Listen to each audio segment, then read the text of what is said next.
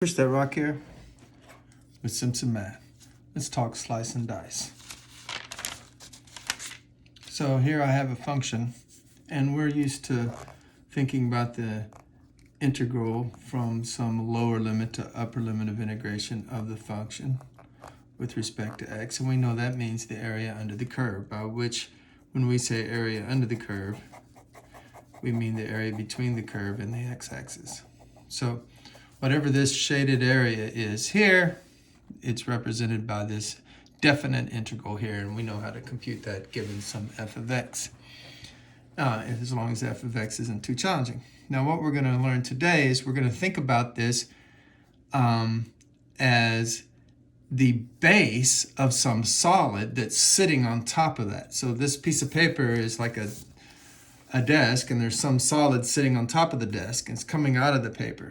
So maybe it's like this whiteout thing that I use because I write in pen.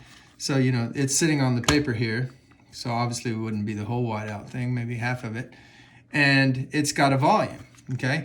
And we can represent the base, so like maybe half of this thing. Picture half of this. We can picture we know the base area here. It's right there, okay? And we'll be given some clue about the cross sections of this object. But the very first thing you have to get your mind wrapped around is in these problems where we use slice and dice, this area is described as the base area of a solid. So there's some solid sitting on top of it, and you're looking at the area of the base of that solid. So get your mind wrapped around that idea first. And then the next thing you have to get your head wrapped around is that we're going to slice up, because we're going to be told something about the cross sections of the solid. So we're going to chop it. Now we might chop it perpendicular to the y-axis or to the x-axis, but we're going to chop it, and we're going to know something about the cross sections. So what are cross sections? So here I have a jalapeno, and it's been cut, and there's a cross section. And what you have to imagine in these problems is that we're slicing it up, slice and dice, okay? And you know, notice I have all these cross sections, but when I put them back, stack them back up, if I put them in the same order, I don't know that I know what that order is, well, I have the jalapeno again, okay? So I can cut it all up. There it is, the volume's all separated. But if I put them all back together, I have the whole volume of the jalapeno again. Now, we're going to imagine these slices being infinitely thin, infinitely thin. So this is an infinitely thin razor edge, and I slice and slice and slice until I have an infinite number of two-dimensional slices. Well, that'd be impossible. It wouldn't be a slice anymore. It'd just be a plane. But, you know, two-dimensional, but if you think about it, two-dimensional objects are things we can't see, and they only exist in your head anyway. So that's what we're thinking about. These things that only exist in our head. An infinite number of two-dimensional cross-sections of some solid, be it a jalapeno or a whiteout thing or a lamp or a television or Raph's head. Okay, now, the concept here is, if I can write on my jalapeno juice, is that if I add up, and one way to add up is to integrate. If I add up all of the infinite many slices, and I knew their area. So if I had some area function that told me for every x, this x, this x, this x, the area. So I had the area of all these cross sections. If I had the area and I added them all up, then I would get the volume.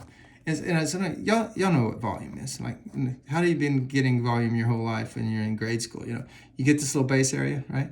And then you multiply by the length, okay? And then that gives you the volume, right? Base area times some third dimension gives you the volume. Well, what is that? What are you doing when you do that? Well, there's, see, an infinite number of cross sections, okay? And you're finding the area of all of them, okay? And then you're adding them all up to get the volume. And a quick way to add is to multiply, okay? So that's sort of the same concept. Now, let's do an example. Skip the page. Oh, here we go. Here's an example.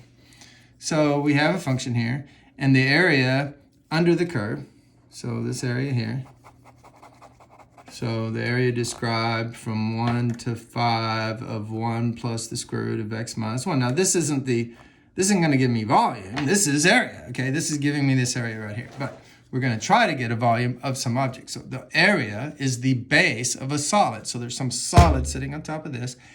And this solid has square cross sections perpendicular to x-axis. So I take my razor thin knife and I cut perpendicular at a right angle with the x-axis.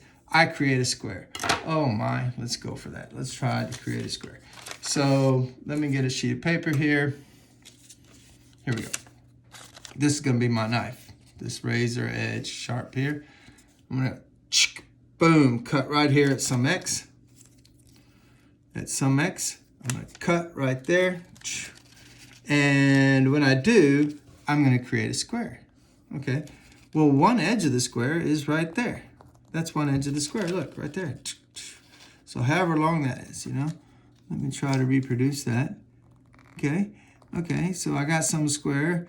I'm just eyeballing it here. It looks something like that. So I come in and I cut. And what do I have? I have a cross section, and it's a square. Now, I know that this base is this distance here. What is the distance from the x-axis up to the curve? Well, it's the curve. So this base length is 1 plus the square root of x minus 1. And it's a square. So now, you know, it's not always a square. It's a square in this example. This is an example, folks. Don't think you're always going to be doing what I'm doing here. So what you have to do is you have to imagine slicing it, okay? And then you have to imagine whatever it tells you you see. In this case, it says we should see a square when we slice it, okay? And this square has one leg, one side that's 1 plus the square root of x minus 1. Well, the other side must also be that same thing, because that's the remarkable property of squares, is that they have all the sides equal.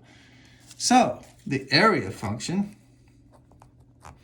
is 1 plus the square root of x minus 1 times itself, because that's how you get the area of a square. You go length times width, or side times side, or side squared.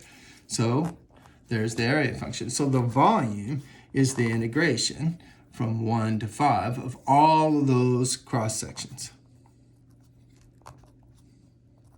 Now, this is a rather boring integration problem, but I will stress that you need to square it out first. So we're going to get 1 plus 2 square roots of x minus 1, plus when I square this, I get x minus 1.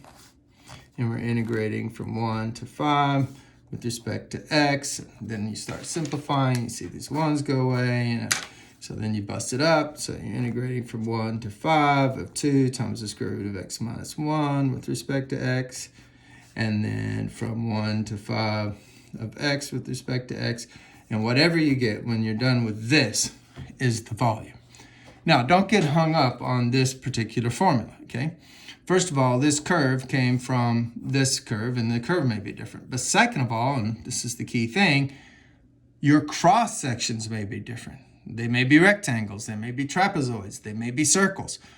Whatever they are, you have to figure out the area function. So the big challenge is figuring out the area function, okay?